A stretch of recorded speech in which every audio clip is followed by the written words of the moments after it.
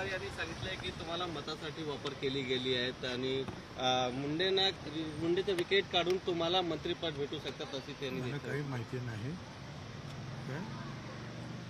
कोण काय बोललं मला हेही माहिती नाही आणि कुणी काय बोलावं हे कुणाला मी काही सांगितलेलं नाही आणि आता मला काही सांगायचं नाही.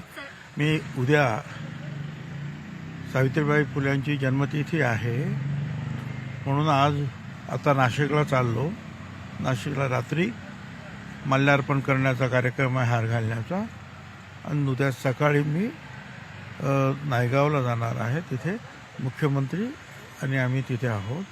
त्याच्यानंतर चाकणला कार्यक्रम आहे, पुतळ्यांचे उद्घाटन, तिथे शरद पवार साहेब आणि मी आहे. त्याच्यानंतर पिंपरी चिंचवडला परत कार्यक्रम. तर सगळे जे कार्यक्रम आहेत हे आमच्या जे आहेत दैवत आहेत त्यांचा कार्यक्रम आहे. त्या कार्यक्रमासाठी मी चाललोय. अजितदादा आणि शरद पवार परत एकत्र यावं अशी इच्छा जाहीर केली अजितदादा. काय अजित पवार आणि शरद पवार यांनी एकत्र यावं असं अजित पवारांच्या आई आशाताई यांनी इच्छा व्यक्त केलेली आहे. विठुरायाच्या दर्शनाने साकडं घातलेलं आहे. ठीक आहे, शुभेच्छा आमच्या. धनंजय मुंडे यांचं सारखं नाव घेतलं जात आहे. बीडच्या प्रकरणामध्ये हे देखील चर्चा आहे की त्यांचं मंत्रिपद जाऊ शकतं. मला काही माहिती नाही. तुमची पुढची कशी असेल, पुढे काय करणार आहात?